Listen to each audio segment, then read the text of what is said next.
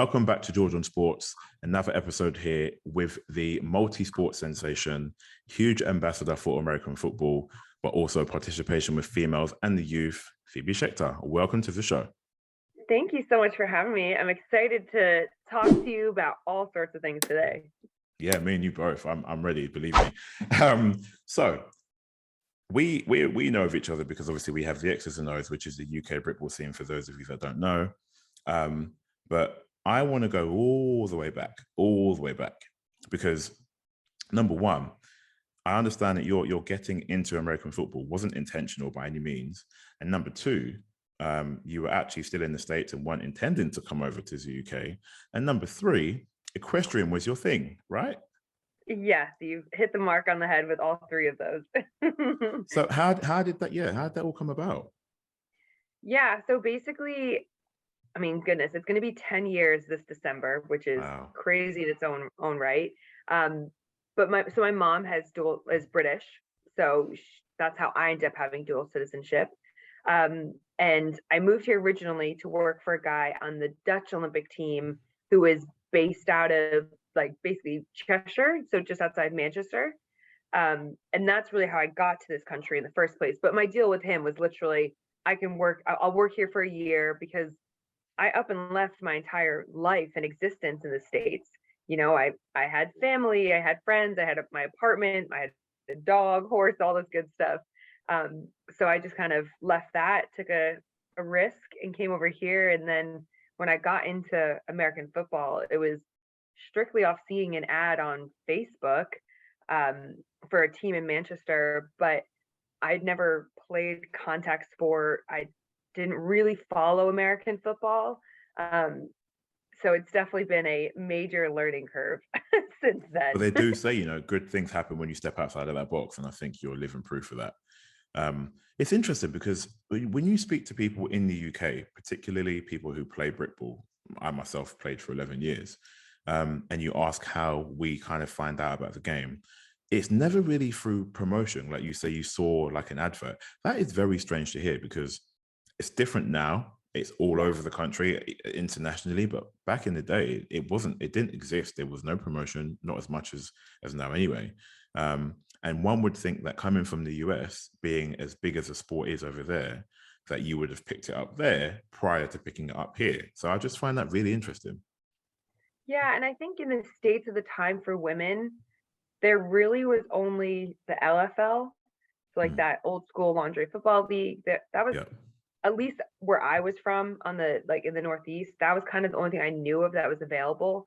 Now you've got much bigger teams, but I would have had to go. So I'm from Connecticut, so I'm above New York. I would have had to go down to Pittsburgh, which is 3 hours away, or I'd have to go to DC, which is 5 or 6 hours away. So there wasn't really anything by me. And I think and anybody that's involved with horses probably knows this, it is so much 24/7, especially when you work in that business.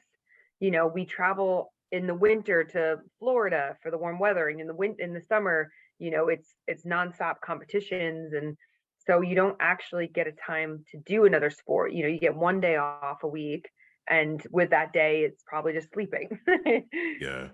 I think it's fair to say you've kind of grabbed it by the horns and literally flown with it as well, as we will come to shortly. But your involvement into flag football, which is, I think, your kind of first step into the sport with the Sheffield Vipers, if I'm not incorrect.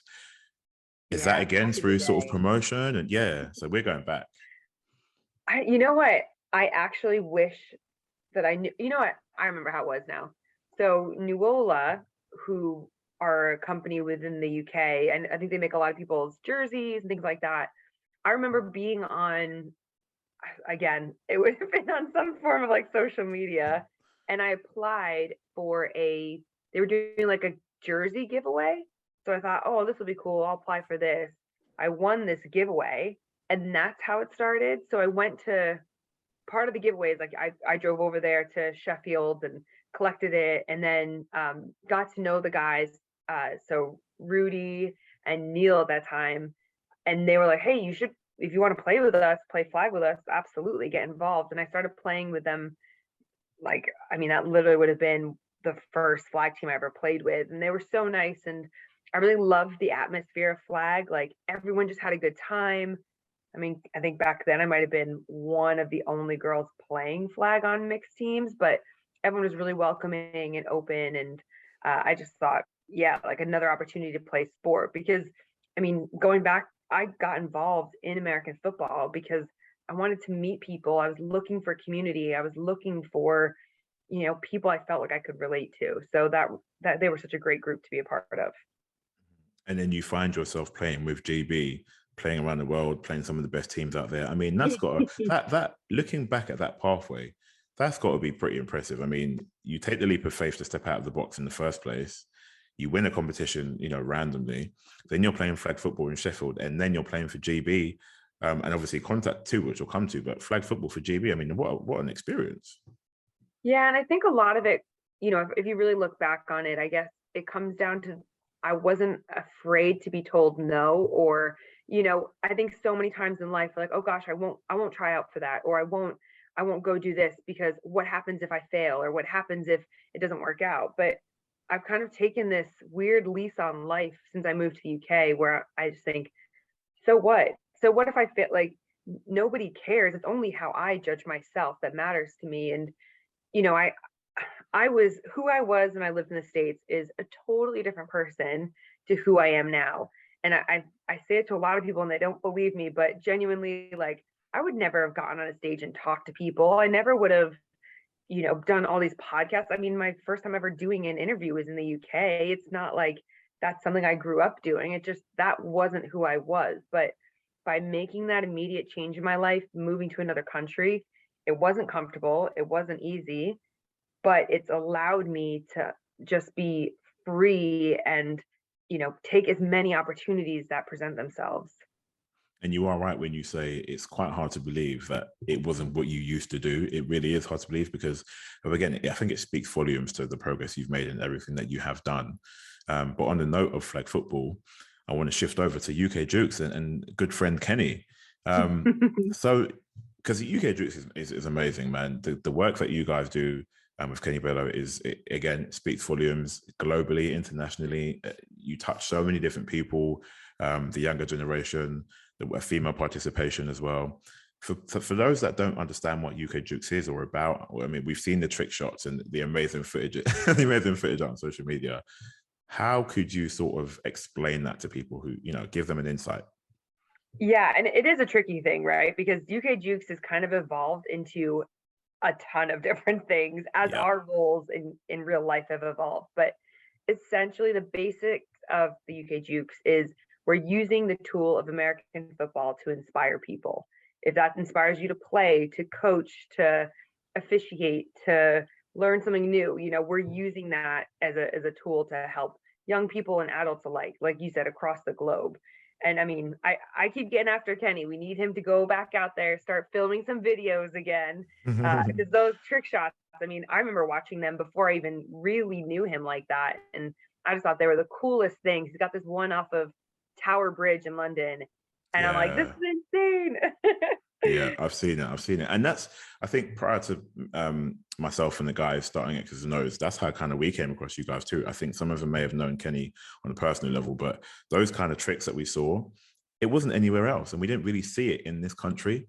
And then before you know it, it's kind of taken the world, literally the world by storm. And I think it's an amazing initiative. You look now and the amount of tournaments and volunteering work that you guys do, again, like I mentioned, it affects so many different people.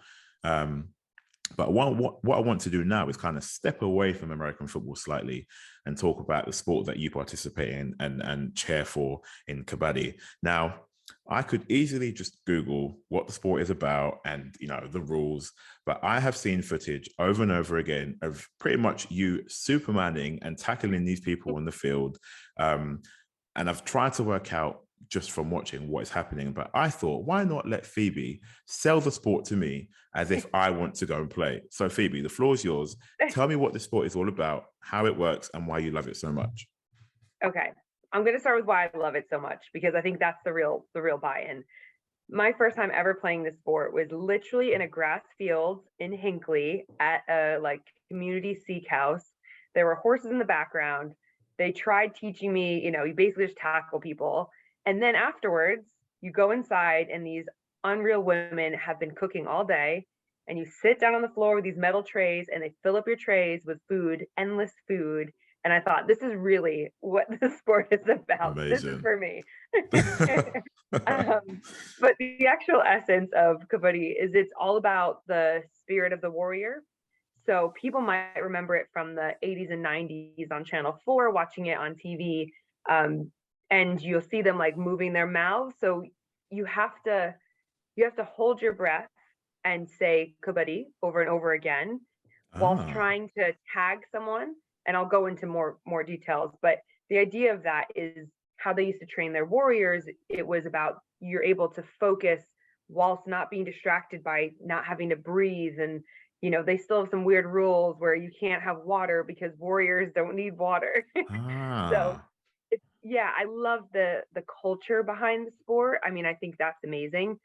And then when we go to actually what the sport is, there's two versions. So it's almost like rugby league and you know, I don't know why I'm having rugby union, sorry. That's and so you've got circular Kabaddi and rectangular Kabaddi. Rectangular is what you see, that's like the national versions. You see that on the TV. It looks like it's on almost like badminton courts or things like that. And you've got 7 people against 1, basically. Right. So the one, in essence, for both versions, you have 30 seconds as the offensive person, the raider, we call them. You have 30 seconds to try and tag one of those 7 people and get back across the line. If you do, that's 1 point for you. Now, if they capture you, that's 1 point for them. And that's how the point systems work. For me, I like both versions, but I love circular Kabaddi. That's on like a massive 30-yard diameter field. And you have 4 defenders that we call stoppers, and you have 1 raider. Now for that is solely one-on-one. So if, George, you went to go tag me and you did hit me, only I can now try and tackle you. If I, or if, we might set something up where I've got someone else and I kind of throw them at you and then they go for you. But you still have those 30 seconds. So let's say, you're trying to escape, but I get you into some sort of hold. I can get to the point where you can tap out. I can do anything to make you basically stop, except for like punching someone, stop moving, essentially. So it becomes a lot of grappling and MMA. But when I tell people, especially in the UK, I always say it's kind of like British Bulldog mixed with tag and rugby without the ball. You pretty much hit the nail on the head there, because I was thinking in my mind, I've played a version of this in Bulldog at school. Yeah. But I was also thinking, because I know you've done some form of Brazilian Jiu-Jitsu as well, on and off. Mm-hmm. And then I was thinking, well, you've played this sport from Mauritius to India, like you say. What are the transferable skills? Because there's got to be something there that you can carry over, in particular as a tackling, I suppose, into the sport of American football. Yeah. So it's actually, a lot of it is like the hand-eye coordination. So there's like a move in Kabaddi where someone puts their hand out, you can get them, like wrap them and get them in a Genji. And I mean, for me, it's understanding, even looking at it from like a Brazilian Jiu-Jitsu background, understanding how the body moves. Like I'm small now, I'm smaller. So how can I utilize my size and my speed and understand someone else's body movements, by grabbing them on the back of the arm, like on their tricep? How can I control their body? Or the wrist is such a for being so little, it controls so much of a person's body. So it's more so like that quick hand-eye coordination, helping my players out as well. It's a great way for like warming your body up for contact too. So any of that like preparation for contact stuff, I really enjoy it for that. But no, I mean, I think anybody, and I think we're seeing it more in the pros now, like getting into wrestling, getting into Brazilian Jiu-Jitsu, it's only going to elevate your game. Yeah. No, I'm sold. Hey, I'm sold. So I'll be looking for a club. I'll be looking for a club. So I want to talk about your coaching experience, because you've landed in the UK, you've gone into flag, you've gone into contact, and you've played with various different teams, immersed yourself into GB, which we will speak about as well. But in the NFL alone, last season, there were 12 full-time coaches, which I think was the record, and there will be more, and that will continue to grow for the right reasons. But you've coached at places like Bryant Uni, Stanford Uni, the home of my ex-quarterback. Andrew Luck of the Indianapolis Colts, I the saw him GFL. there. Oh, don't do that to me. Him and Larry Fitzgerald, because they all work out there still. Oh man, well, I don't blame them. I don't blame them. Yeah. Potsdam Royals of the GFL. Yeah. And then obviously the huge internship with the Buffalo Bills, which is still one of the best things I've seen in such a long time. I can't say enough about it. What's one of the one things that you've taken away from each of your roles with this? Because that kind of experience is great. You know, it's not often heard of, and of course you would have done countless interviews about what you've learned from those. But if you're to look back on your coaching experience from all these different places, is there a constant thing that you've managed to either transfer with you or take away? Gosh, yeah. I mean, that's a really good question, because I think every organization teaches you something new and something that, whether it's about yourself or something about, your sport.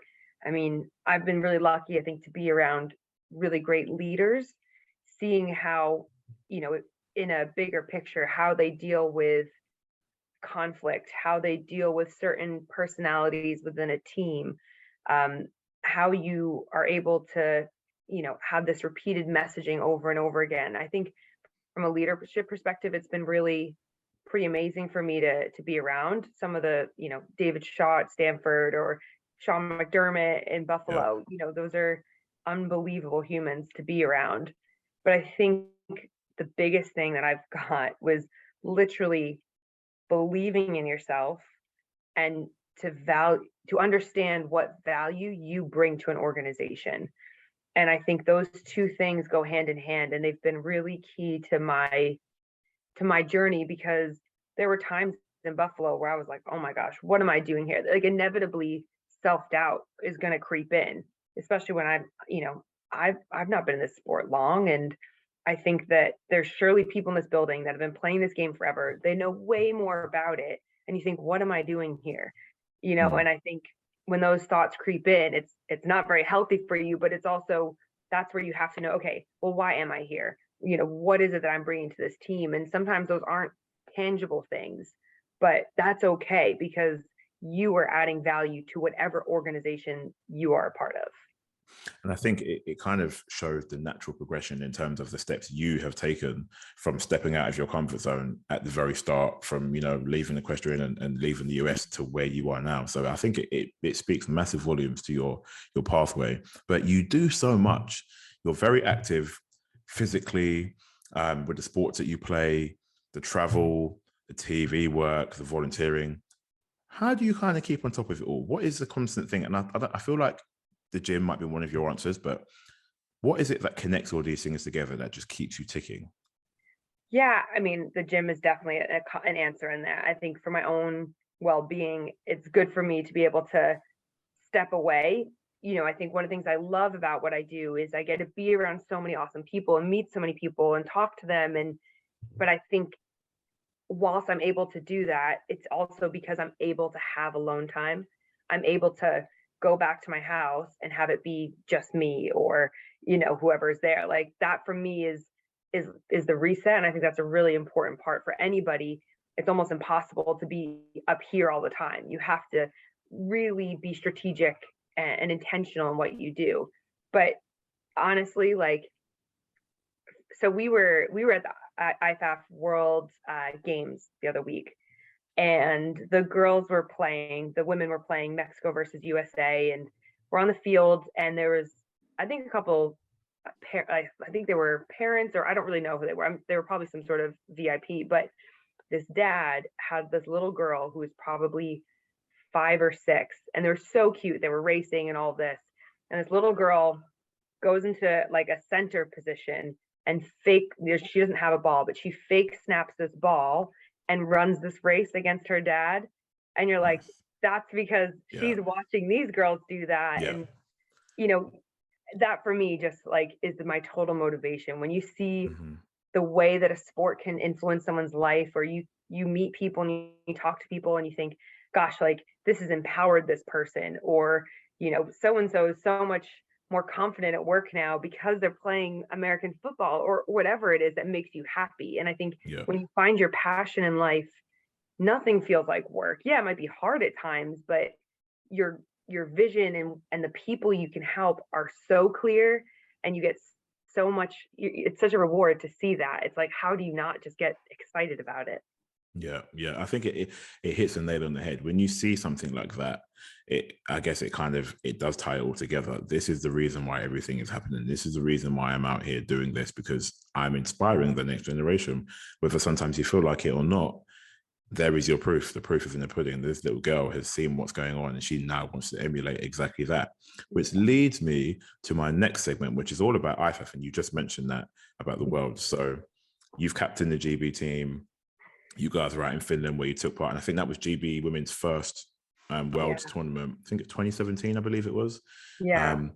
Didn't necessarily go the way you guys wanted it to, but the fact that you guys are out there and competing is what ticks the box, and it's the start of a process. It's around the corner now. I believe your first game is against Mexico on Saturday. Yes, sir. Yeah, and it's looking good. It's looking good. What I want to ask is, how important do you feel like these championships are for female participation, for women in sports, for American football in the UK, and even on a global scale? I mean, I like to think of it like, with your team, if you're just practicing all the time and you never have a game, it's like, all right, well, what is our actual end goal here? Like, what are we working towards? And Team GB really represents all these women that are working hard, or men that are working hard at their craft year round. And it's almost like a celebration of them, because now you get to go obviously represent your country, but you also get to go like really see how you fare against the other talent that's out there in the world. This weekend, or this whole championship, the Olympic channel, they're going to be streaming it. Well, think Amazing. Of how many more people are now aware of this sport from it being on that channel. And I think that's, especially with our sport being, I know we've been saying it for years, but it is still a sport in its infancy. It's growing, don't get me wrong, and people know that we play in the UK, but we still need to put our name on the map. We still need to show people that GB can really go out there and ball. And I think as many people as possible that we can get to know play this sport is only going to help the long-term development of it. Absolutely, without a doubt. And I remember watching the last Worlds at home with pretty much my family, going, this is incredible. Like, the whole country was behind you guys. And again, it doesn't matter, the result wasn't the right way. What matters is the taking part and showing people, look, we can do this. And if we just get this out there, who knows how many more people could get involved. Like you say, the Olympic channel will now be streaming, and I'm sure there'll be some more too. And it's what has been needed. And hopefully after this, it just, it booms, because it's there. The talent is there. We know the skill is there and the demand is there. So moving forward, always. Yeah. This part, I feel like may be hard for you to answer because you do so many different things, but you've done so many things. I think you said it's 10 years since you've been here now. If you could pick a highlight of your career to date, whether it be Radio Row, Super Bowl, hosting Red Zone with Hannah Wilkes of Sky Sports, where would you put that stamp? What's been a highlight for you? Oh man, gosh, that is so tough. That is so tough. I guess there's probably three instances that I would think of. I mean, I'm really trying to narrow it down, but I mean, Super Bowl by far. I mean, that was my first ever Super Bowl, and I get to do commentary for it. I mean, with Talk Sport, like, that's insane. Like, I still think that's insane. That was great, by the way.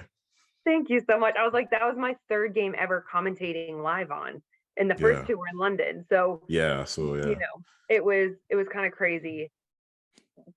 Getting an internship with the Buffalo Bills, like, there's no way that that's not on there, because that has been the most life-changing experience for me. And I get to, like, I still am really good friends with everybody, and it's really nice to feel a part of that community still. And then the last one would be our European Championships, which would have been in Granada, Spain, in probably like 2015, I think it is. Yeah, I think it was. We went in, it was like our second time ever playing our like 11-a-side game. And GB, we made it to the finals. We got bullied by Finland in the finals, but we were total underdogs. And I think the way that everyone reacted to us from that event, and I just remember being so proud of that team, and everyone had left everything on the line, and we played for each other. And I felt like that was really a big turning point for the sport for women. And so that's something that, I mean, I have the picture of like raising the trophy, and like, I'm not an emotional person, to be honest, but like in the photo, I'm emotional. So it was pretty cool to like have that captured and you know, go back to those times. Good answers, good answers. So last but not least, this is going to be another hard one for you to answer, no doubt. But what does a typical day in the life of Phoebe Schecter look like? Oh man. Lately it's been flying an awful lot. I've seen waiting for luggage. Yeah, waiting for luggage and flying. That's pretty much it. Breakfast is always key. Breakfast, going to the gym, getting those in early. And it probably will have to be working some sort of event, prepping for, you know, prepping my NFL notes for the season, things like that. Or yeah, it will have been doing like NFL flag events lately, working the tournaments, moving around. But I kind of think it's cool. Like, I've created a life where I don't have any single day that's the same. And that for me has been a lifelong goal, really. Amazing, amazing. That brings us to the end of the episode, Phoebe. I can't thank you enough for coming on. I think it's been a really, really great episode to hear you speak about the movement you're making, pushing women's football, showing people that, you know, people can do this, and you don't just have to do the one thing either. Like you say, it's so many different options, so many different pathways you can take. And if you do just, you know, take a leap of faith sometimes and believe in yourself, you don't know where you could end up. To the viewers, I hope you found this useful. Thank you again for watching. It's Georgeonsports across all social channels. Phoebe, where can people find you and follow you and keep track of what's happening? Yeah, so follow me, Instagram, Facebook, Twitter, all of that is Phoebe_Schecter. Or you can find my counterpart and I on the UK Jukes. Again, it's all the same, but yeah, get involved. If we can help in any way, shape, or form, we would love to. All that's left to say is, again, thank you for coming on. All the best in the tournament coming. I know you ladies are going to kill it out there. You're going to do the best you can. And I'll be watching for one, as well as thousands across the globe, if not hundreds of thousands. And I have been George Egertor, and this has been Georgeonsports. Thank you for tuning in.